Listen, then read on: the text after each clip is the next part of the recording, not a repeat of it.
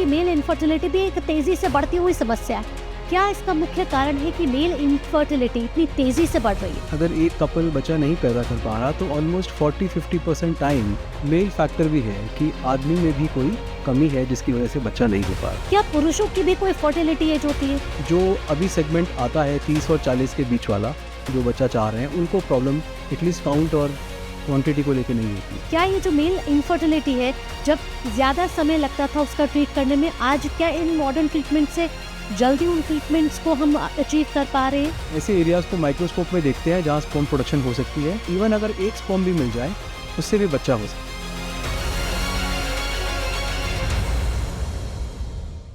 नमस्कार, आप देख रहे हैं टोटल हेल्थ पॉडकास्ट और मैं हूं आपके साथ भावना नैयर।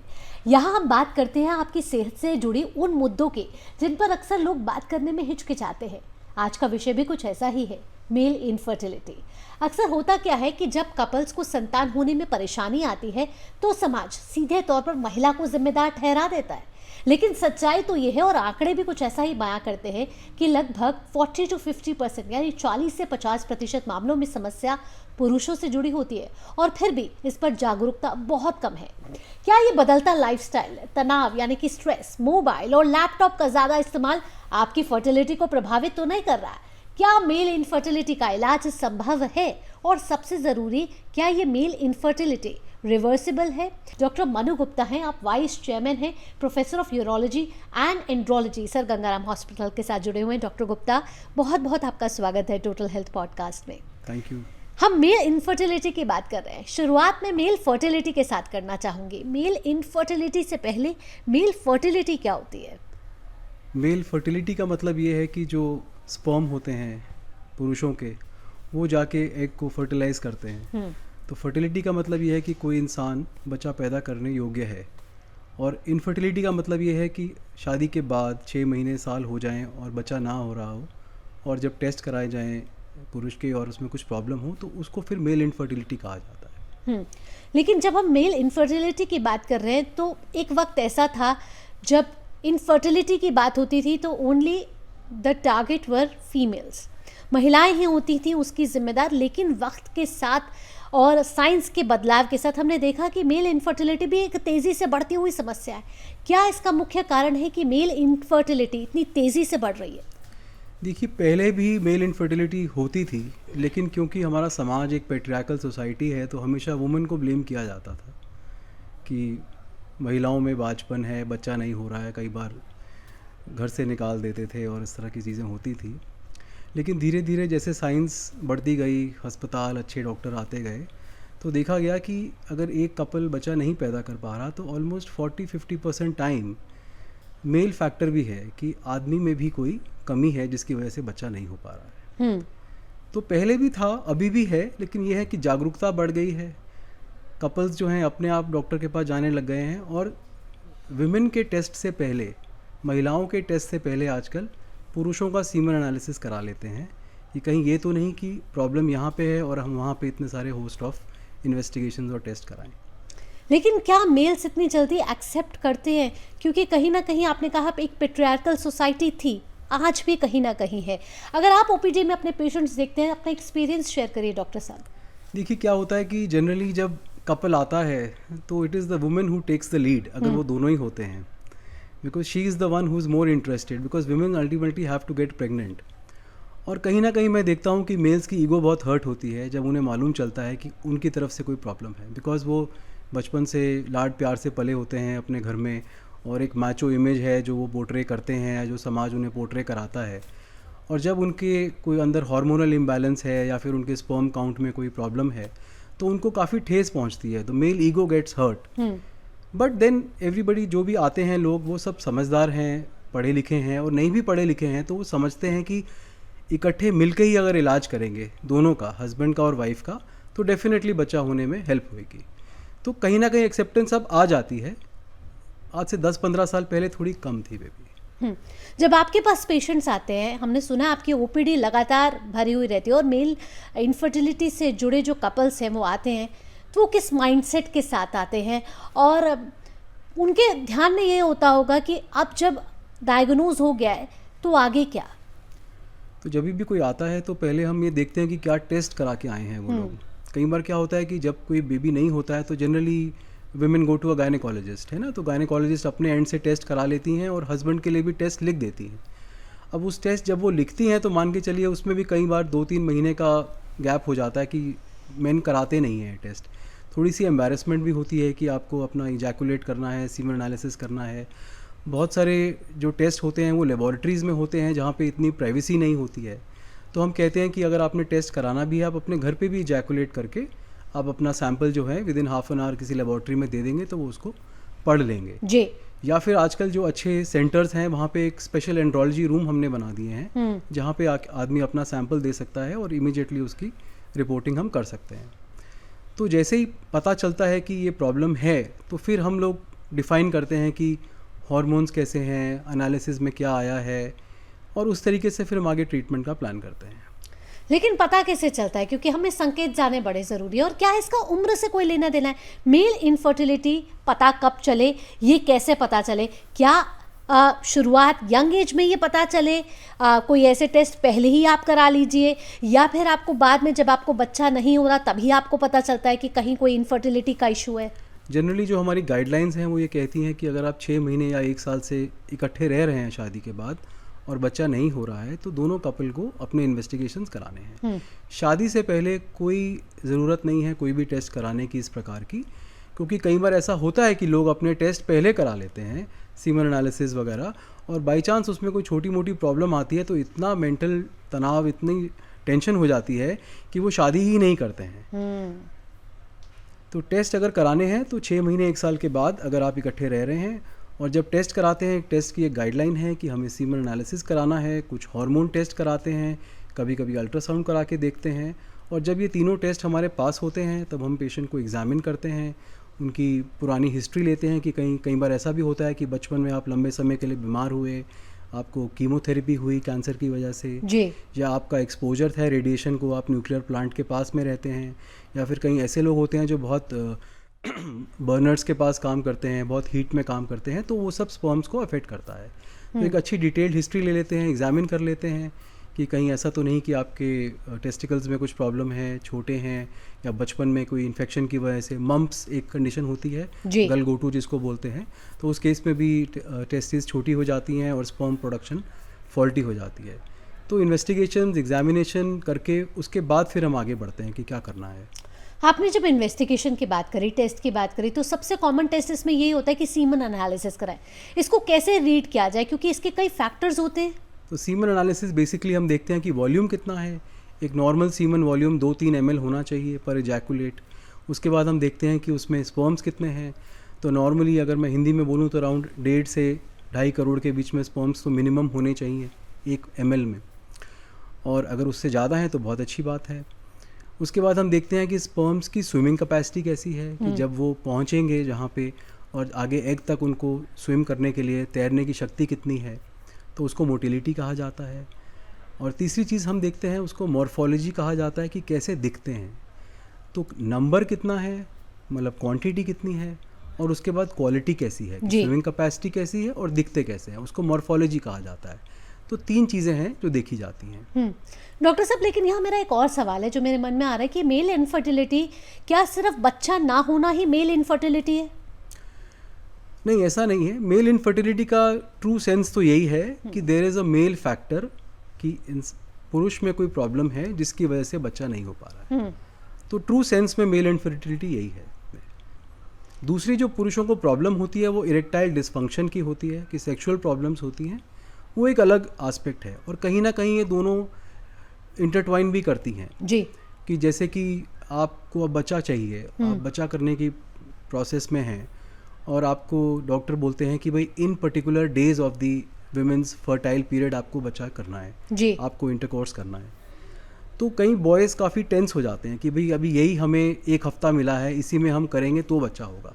तो जब वो टेंस हो जाते हैं, जब वो साइकोलॉजिकली अपसेट रहते हैं कि भाई अब परफॉर्म करना है, तो वो परफॉर्मेंस एंजाइटी आ जाती है। तो टेक्निकली हम उसको बोलते हैं कि love making has become baby making which is bearing on your mind. So then the erectile dysfunction part जो पहले शायद इतना नहीं था वो आगे आ जाता है।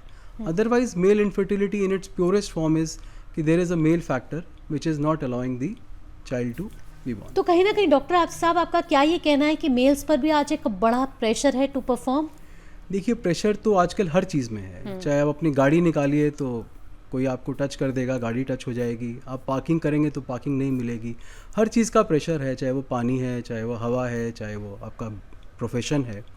शादियां बहुत लेट हो रही हैं, हम नोटिस कर रहे हैं कि पहले 26-27 साल में बॉयज़ शादी कर लेते थे, लड़कियां 23-24 साल की होती थी। आजकल सब कॉरपोरेट वर्ल्ड है, या कह लीजिए कि उसमें शादियां जो हैं 30 के बाद ही होती हैं। Everybody wants to be financially successful and then get married. तो जब शादियां लेट होती हैं तो फिर ऑब्वियसली बच्चे की प्लानिंग लेट हो जाती है। सही बात। विमेन भी हैं, वो भी 34-35 साल की होके आती हैं हमारे पास कि अब हमें बच्चा चाहिए, अब हमारा करियर सेट है, या एटलीस्ट हम फाइनेंशियली वेल ऑफ हैं। बॉयज़ भी उस हिसाब से होते हैं। तो धीरे धीरे एक लड़का जो अब 35-36 साल का हो गया है, जो 20 साल से सेक्सुअली मतलब ओके है, अब उस पर प्रेशर है कि अब वो करें तो बच्चा होगा। तो डेफिनेट, और धीरे धीरे धीरे, नॉट दैट कि मैं कहूँगा कि 30 और 40 की एज ग्रुप में स्पर्म काउंट पे असर पड़ता है, बट इस टाइम तक बहुत लोग नशा करते हैं, स्मोकिंग करते हैं, बहुत लोगों का वेट गेन हो जाता है, ओबेसिटी हो जाती है। ओबेसिटी होती है तो जो टेस्टोस्टेरोन ईस्ट्रोजन का बैलेंस है बॉयज़ में वो बिगड़ जाता है, और टेस्टोस्टेरोन तो मेन हार्मोन है। जब टेस्टोस्टेरोन ईस्ट्रोजन का रेशो बिगड़ जाता है बिकॉज ऑफ ओबेसिटी या मोटापा, तो स्पर्म काउंट फिर अफेक्ट हो जाते हैं। तो जितना लेट मैरिज होगा उतना स्पर्म काउंट किसी ना किसी तरीके से कम होने की संभावना रहती है। डॉक्टर साहब, जैसे महिलाओं की कहीं ना कहीं एक बायोलॉजिकल क्लॉक है और एक फर्टिलिटी एज है, क्या पुरुषों की भी कोई फर्टिलिटी एज होती है? देखिए, after the age of 55-60 sperm count थोड़ा कम होने लग जाता है, जबकि देखा गया है कि 65 या 70 साल की उम्र में sperm count is 35% of what it was at the age of 30। तो उस उम्र में होता है। तो जो लोग सेकंड मैरिजेस करते हैं जैसे, उनको शायद थोड़ा बहुत परेशान करे स्पर्म काउंट। अदरवाइज़ जो अभी सेगमेंट आता है 30 और 40 के बीच वाला, जो बच्चा चाह रहे हैं, उनको प्रॉब्लम एटलीस्ट काउंट और क्वांटिटी को लेके नहीं होती है। और आजकल सोशल मीडिया तो भरा हुआ है इन्फॉर्मेशन को लेकर, और जब आप किसी तकलीफ से गुजर रहे होते हैं तो आप सोशल मीडिया का सहारा लेते हैं, और सोशल मीडिया पे आपको तमाम तरीके की इन्फॉर्मेशन मिलती है, और उसमें आपको तमाम तरीके के उपाय मिलते हैं कि ये 5 चीज़ें कर लीजिए, आपकी फर्टिलिटी बढ़ जाएगी। इसमें कितना सत्य है? देखिए, सोशल मीडिया बहुत प्रेडेटरी है, मतलब, और ऐसी पॉपुलेशन को टैप करता है जो बड़ी वल्नरेबल है। तो आई थिंक सोशल मीडिया को उतना ही यूज़ करें कि जैसे आपको किसी सीनियर डॉक्टर का कोई इंटरव्यू रहा हो, या कोई ऐसा हॉस्पिटल हो जिन्होंने एक्सपर्ट्स के साथ कोई डिस्कशन किया हो जिसको मीडिया पे डाला हो। मुझे नहीं लगता कि सोशल मीडिया को ज़्यादा फॉलो करना चाहिए। जो आप एम्ब्रेस कर सकते हैं वहाँ से वो ये है कि आपको ट्रीटमेंट की ज़रूरत है, और अगर आपको ट्रीटमेंट की ज़रूरत है तो नियर बाय जो भी आपके गायनेकोलॉजिस्ट हैं, फीमेल जो स्पेशलिस्ट हैं, और जो भी आपके यूरोलॉजिस्ट या एंड्रोलॉजिस्ट हैं, आप उनके पास जाएं और फिर सही सलाह लें। सोशल मीडिया को एक अचार की तरह यूज़ करें कि कभी कभी उसको यूज़ करके उसको एम्ब्रेस करें और अपनी क्वालिटी ऑफ लाइफ बेटर करें, बट उसको ब्लाइंडली फॉलो ना करें। तो जैसे कि आपने बताया कि सोशल मीडिया को ब्लाइंडली फॉलो ना करें, लेकिन फॉलो एक डॉक्टर को करें।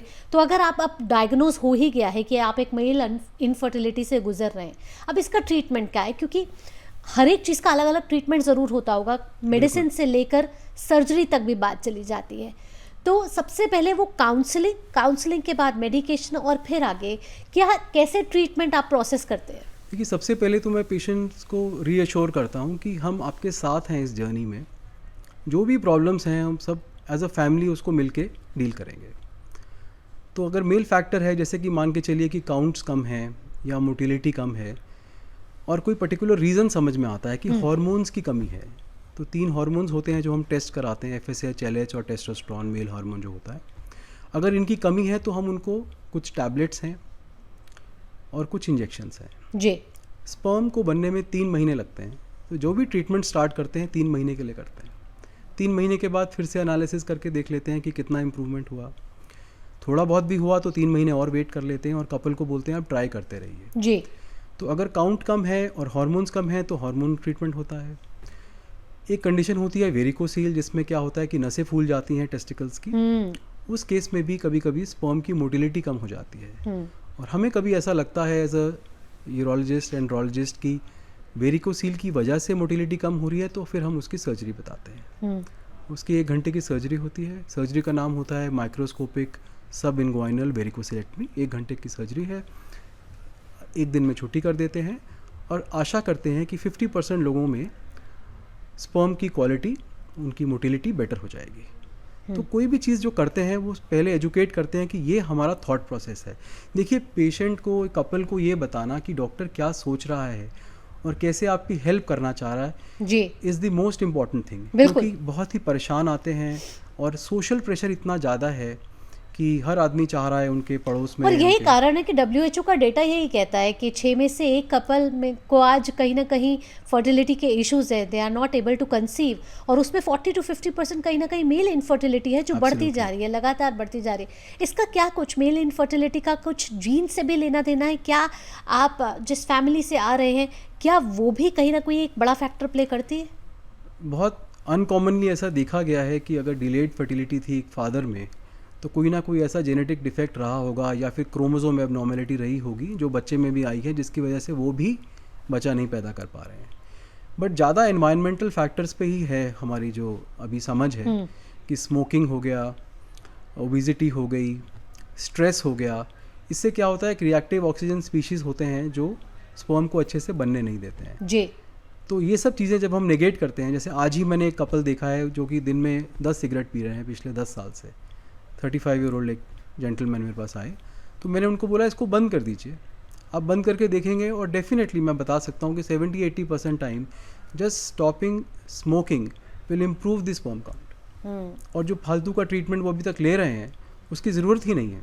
एक हेल्दी स्पर्म काउंट क्या होता है? देखिए, नॉर्मली जब एक कोई इजैकुलेट करता है तो हम कहते हैं कि at least 15 million is the minimum count पर मिलीलीटर। तो अगर 2 ml जो एक स्टैंडर्ड हम मानते हैं तो 30 मिलियन या 40 मिलियन के करीब एक इजैकुलेट में स्पर्म होंगे, जिसके अंदर अगर 40-50% मोटाइल हैं, मोटाइल मतलब स्विमिंग कैपेसिटी रखते हैं, और 4-5% भी ठीक दिखते हैं, तो वो हमारे लिए एक नॉर्मल सीमन एनालिसिस है। साथ ही साथ ये जो सेक्सुअल हेल्थ है, मेल सेक्सुअल हेल्थ की जब हम बात कर रहे हैं, तो ये जो मेल सेक्सुअल हेल्थ है उसका फर्टिलिटी से कितना लेना देना है? जैसे मैंने पहले बताया कि जब love making becomes baby making, तो ये दोनों चीज़ें मिल जाती हैं, तो बॉयज़ थोड़े से और एंक्शियस हो जाते हैं कि they have to perform within that period of fertile in the women. तो डेफिनेटली कई लोग ऐसे भी होते हैं जिनको प्राइमरी इरेक्टाइल डिसफंक्शन है, अब वो सेक्स कर ही नहीं पा रहे हैं तो बच्चा कैसे करेंगे। There is a treatment called self insemination, कि हम कपल को सिखा देते हैं कि आप कोई बात नहीं, आप पेनिट्रेटिव इंटरकोर्स नहीं कर पा रहे हैं, आप इजैकुलेट करिए एक कंटेनर में, और हम एक स्पेशल डिवाइस देते हैं, एक ट्यूब देते हैं, इट्स लाइक अ पिचकारी, तो वो उसमें आप एस्पिरेट करके आप अपनी वाइफ के अंदर खुद से डाल सकते हैं, आपको जी। डॉक्टर की भी ज़रूरत नहीं है।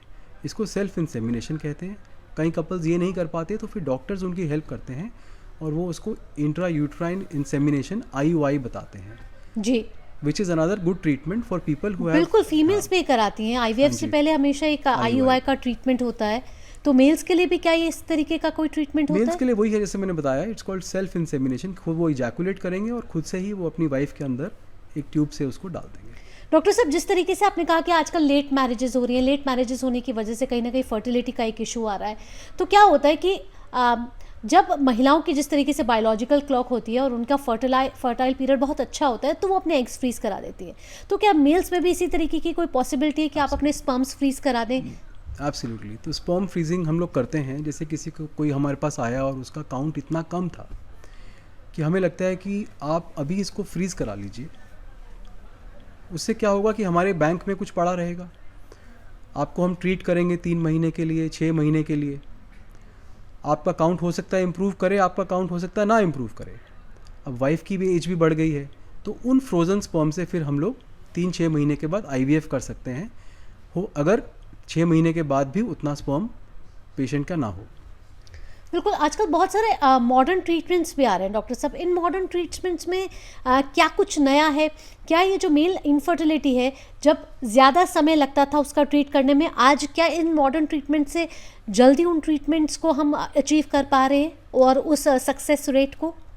देखिए, मॉडर्न ट्रीटमेंट जितनी है वो ART हैं, असिस्टेड रिप्रोडक्टिव टेक्निक्स हैं, उसमें पिक्सी है कि हम एक स्पेशल स्पर्म, अच्छी क्वालिटी का स्पर्म देख के चूज़ करके उसको हम एग में डाल सकते हैं, तो उसको जैसे पिक्सी बोलते हैं। तो these are procedures which are very good.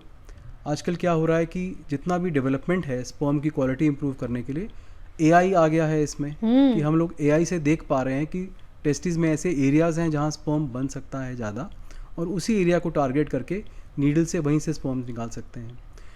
एक टेक्निक है माइक्रोटेसी, जो पहले इंडिया में इतनी नहीं होती थी, पिछले 5-7 साल से है ज़्यादा। उसमें क्या है कि हम जिनको ज़ीरो भी स्पर्म है उनके भी टेस्टिस को खोल के ऐसे एरियाज़ को माइक्रोस्कोप में देखते हैं जहाँ स्पर्म प्रोडक्शन हो सकती है, और उन एरियाज़ को सैंपल करके हम एम्ब्रियोलॉजिस्ट को देते हैं जो उसमें स्पर्म ढूंढते हैं, और उस इवन अगर एक स्पर्म भी मिल जाए उससे भी बच्चा हो सकता है। डॉक्टर साहब, आपने बहुत सारे फैक्टर्स गिनवाए कि किस कारणों से इनफर्टिलिटी हो सकती है, लेकिन कई और कारण भी हैं। जिस तरीके से कई बारी कुछ ऐसी दवाएं होती हैं, फॉर एग्जांपल स्टेरॉइड्स होते हैं, लंबे समय तक स्टेरॉइड्स लेना, या फिर पेन किलर्स लेना, या कभी कभी कहते हैं कि आपका हेयर लॉस हो रहा है तो आपको हेयर लॉस की कई मेडिसिन दी जाती हैं, उससे भी कहीं ना कहीं कहा जाता है कि मेल इनफर्टिलिटी के चांसेस बढ़ जाते हैं। इसमें कितनी सच्चाई है? देखिए, जितने बच्चे आजकल जिम जाते हैं, मैं उनको बोलता हूँ कि आप अगर जिम जा रहे हैं वहाँ सप्लीमेंट्स ना लें, वहाँ पे स्टेरॉइड के इंजेक्शन ना लगवाएं। उसका रीज़न ये है कि ये जब आप स्टेरॉइड के इंजेक्शन लगवाते हैं तो आपका बॉडी का हार्मोनल बैलेंस सब बिगड़ जाता है। तो जैसे मैंने आपको पहले बताया था कि टेस्टोस्टेरोन ईस्ट्रोजन रेशो वो बिगड़ जाती है, क्योंकि टेस्टोस्टेरोन अगर आप सप्लीमेंट करते हैं किसी को, तो क्या होगा कि उसका रिवर्स फीडबैक होता है, और जो ब्रेन से जो हार्मोन आता है स्पर्म बनाने के लिए FSH जी सप्रेस हो जाता है, और स्पर्म प्रोडक्शन सप्रेस हो जाती है। सो बहुत से बॉयज़ या फिर जो जेंटलमैन मेरे पास आते हैं, वो दिखने में तो बड़े बलशाली और बाहुबली लगते हैं, लेकिन उनके अंदर स्पर्म्स ही नहीं होते हैं, बिकॉज उन्होंने इतने स्टेरॉइड के इंजेक्शन लगवा रखे हैं कि रिवर्स फीडबैक से उनका स्पर्म काउंट 0 या बहुत ही कम हो जाता है। तो स्टेरॉइड्स, ग्रोथ हार्मोन, कोई भी ऐसा इंजेक्शन है वो बिना डॉक्टरी सलाह के आपको नहीं लगवाना है। कोई भी दवाइयाँ हैं जो प्रोटीन सप्लीमेंट्स में कहीं जो अच्छी कंपनीज़ के नहीं हैं, उसमें भी वो लोग स्टेरॉइड डाल देते हैं ताकि उससे मसल मास बढ़े बॉडी बिल्डिंग के लिए, और बच्चे खुश रहते हैं कि भाई हम बहुत अच्छे दिख रहे हैं, लड़कियां हम पे मर रही हैं। लेकिन फैक्ट इज़ कि जब उनकी शादी होती है और जब वो हमारे सामने बैठे होते हैं, देन दे रियलाइज़ कि what mistakes they have done in the past. बिल्कुल। तो जिम सप्लीमेंट से इनफर्टिलिटी बढ़ रही है, या आप कह रही हैं? और क्या किसी भी तरीके के जिम सप्लीमेंट, जिसमें आप बहुत सारे प्रोटीन सप्लीमेंट्स भी हैं डॉक्टर साहब, और बहुत सारे ऐसे सप्लीमेंट्स हैं जिस तरीके से आपने कहा कि मसल बिल्डिंग के लिए हैं, तो ये सारे सप्लीमेंट्स क्या एक ही तरीके के होते हैं, या फिर किसी सलाह से ही लेने चाहिए? देखिए, 100% सलाह से लेने चाहिए, बट होता क्या है कि जब हम जिम में जाते हैं तो हम बहुत एनामर हो जाते हैं किसी की बॉडी से, वहाँ के जिम ट्रेनर से, और वो कोई भी डॉक्टर तो होते नहीं हैं, तो उन्होंने अपनी नॉलेज है गूगल से ली होती है, तो जो उन्हें समझ में आता है वो बताते रहते हैं। तो अगर आपको किसी ने लिखी भी है दवाई या फिर कोई सप्लीमेंट लिखा भी है, तो देयर इज़ नो हार्म कि आप जाके अपने जनरल प्रैक्टिशनर से ही सलाह लीजिए कि हमें क्रिएटिन दिया गया है या हमें ये पर्टिकुलर कोक्यू दिया गया है, तो क्या हम ये खाएं कि ना खाएं। क्योंकि इन प्रोटीन सप्लीमेंट से हम लोग और देख रहे हैं एज ए यूरोलॉजिस्ट की किडनी स्टोन का बर्डन बहुत बढ़ गया है, और जब इन सप्लीमेंट्स को छोड़ा जाता है तो मसल मास एकदम कम होता है, तो बहुत वीकनेस और लिथार्जी रहती है, और कहीं ना कहीं एक एक्टिव लाइफस्टाइल में जब ये चीज़ें होती हैं तो इंसान और परेशान हो जाता है, जो फर्दर आपको टेंस करता है, और फर्दर फिर आपकी इनफर्टिलिटी की प्रॉब्लम्स बढ़ जाती है। बिल्कुल। और कई टोटके भी है और देसी इलाज भी, कहते हैं कि बहुत देसी इलाज है आपकी मेल फर्टिलिटी को बढ़ाने के लिए। इसमें कितना सत्य है, क्योंकि कई बार बहुत तकलीफ हो जाती है और आप गलत काम कर लेते हैं? देखिए, मैं एलोपैथिक फील्ड से बिलोंग करता हूँ, तो मैं कुछ कमेंट नहीं कर पाऊँगा कि आयुर्वेद में या होम्योपैथी में क्या है, लेकिन डेफिनेटली हमने ये देखा है कि आयुर्वेद में कई बार काफ़ी हैवी सॉल्ट्स हैं, जैसे लेड है, ये सब चीज़ें दी जाती हैं, which are again detrimental for sperm production. तो बेटर है कि जो एस्टैब्लिश्ड नॉर्म्स हैं, जो गाइडलाइंस हैं WHO की या ICMR की, जो इंडियन गवर्नमेंट की, उसे फॉलो करें और एक स्पेशलिस्ट को दिखाएं तो बेटर रहेगा। साथ ही क्योंकि अब हम एंड ऑफ द पॉडकास्ट में, तो डाइट एक इम्पॉर्टेंट कारण हमेशा एक अच्छे लाइफस्टाइल में होना चाहिए, लेकिन क्या मेल फर्टिलिटी का डाइट से कुछ लेना देना है? क्योंकि जैसे ही हमने इंटरनेट खोला और हमने देखा कि मेल फर्टिलिटी या फिर मेल इनफर्टिलिटी को अच्छा करने के लिए आप क्या खा सकते हो, तो आपको तमाम तरीके के सुपर फूड्स मिल जाते हैं। इनका क्या कोई लेना देना है मेल फर्टिलिटी से? देखिए, we are surrounded by this, as I told you, predatory marketing ना, क्योंकि वल्नरेबल पॉपुलेशन है। कोई बोलेगा कि चिया सीड्स खाओ, कोई बोले कीनिया खाओ। जो चीज़ हमारे नॉर्थ, जैसे हम नॉर्थ में हैं, जो चीज़ हमारे लिए नेटिव नहीं है उनको खाने की कोई ज़रूरत नहीं है मेरे हिसाब से। जो घर में दाल चावल फल फ्रूट हम लोग खाते थे, they are more than enough. कई बार ऐसी दवाइयाँ हैं हमारे पास देने को, उनको न्यूट्रास्यूटिकल्स बोलते हैं, उनके अंदर vitamin E, coenzyme Q, glutathione, B complex, ये सब चीज़ें होती हैं। तो वो सब न्यूट्रास्यूटिकल्स हैं, वो फ्रीली अवेलेबल हैं, वो डॉक्टर्स भी लिखते हैं। तो अपार्ट फ्रॉम दीज न्यूट्रास्यूटिकल्स जो हम लोग लिखें, मुझे नहीं लगता कि कोई भी सुपर फूड खाने से आपकी फर्टिलिटी पे असर पड़ेगा। और क्या कोई ऐसे अभी डेटा या आंकड़े हैं जो ये कहते हैं कि ज़्यादा मोबाइल इस्तेमाल करने से या लैपटॉप को अपनी गोद में रखने से फर्टिलिटी इश्यूज हो सकते हैं? डेफिनेटली कोई भी चीज़ जो हमारे स्क्रॉटल टेम्परेचर को, टेस्टिस के टेम्परेचर को बढ़ाएगी। देखिए जो टेस्टिकल्स हैं बॉयज़ के, they are made to hang outside the body. Why? Because sperm production takes place at 35 degree Celsius, जो कि बॉडी के 37 डिग्री सेल्सियस से 2 डिग्री कम है। तो अगर आप उस एरिया का टेम्परेचर बढ़ाएंगे, कई लोग बहुत टाइट अंडरवियर्स पहनते हैं, कई लोग बहुत हॉट बाथ्स लेते हैं, कई लोग लैपटॉप को रखते हैं, तो उससे डेफिनेटली टेम्परेचर अगर बढ़ेगा टेस्टिकल का, तो स्पर्म की जो क्वालिटी है वो कम हो जाएगी। आखिरी में सवाल डॉक्टर साहब मेरा यही कि जो मेल इनफर्टिलिटी से गुजर रहा है वो ये जानना चाहता है, क्या ये रिवर्सिबल है? देखिए डेफिनेटली ट्रीटेबल है। रिवर्सिबल बहुत बड़ा वर्ड हो जाता है किसी भी प्रॉब्लम के लिए। ट्रीटेबल है। आप फेथ रखिए, आप पेशेंस रखिए, आप अपने पार्टनर को, अपनी फैमिली को सपोर्ट रखिए, टेंशन मत लीजिए, अच्छे डॉक्टर से आप ट्रीटमेंट कराइए। 70-80% लोग जो हमारे पास आते हैं, we are able to help them and they have their children through their own sperms and through their own eggs. तो definitely things are looking up, और एवरी ईयर साइंस में कुछ कुछ नया आता है जो हमेशा पेशेंट को हेल्प करता है। बहुत बहुत धन्यवाद डॉक्टर गुप्ता, इतनी महत्वपूर्ण जानकारी हमारे दर्शकों तक साझा करने के लिए। और मेल इनफर्टिलिटी जैसा सब्जेक्ट जिस पर बहुत लोग हिचकिचाते हैं, बात करना नहीं चाहते, आज आपको बहुत लोग सुनेंगे और उनके कई जो क्वेश्चंस हैं, जो मन में कन्फ्यूजन है, वो पक्के तौर पर ज़रूर दूर हो जाएंगे। Thank you Bhavna, thank you for having me. तो आज की बातचीत से एक बात तो बिल्कुल साफ है, मेल इनफर्टिलिटी कोई शर्म या छुपाने वाली चीज़ नहीं है, बल्कि एक मेडिकल कंडीशन है जिसका इलाज संभव है। अगर आप या आपका कोई अपना इस समस्या से जूझ रहा है तो चुप ना रहें, क्योंकि सही जानकारी और सही इलाज से ही पेरेंटहुड का सपना पूरा हो सकता है। इसी के साथ आज के टोटल हेल्थ पॉडकास्ट में इतना ही। दीजिए अनुमति। नमस्कार।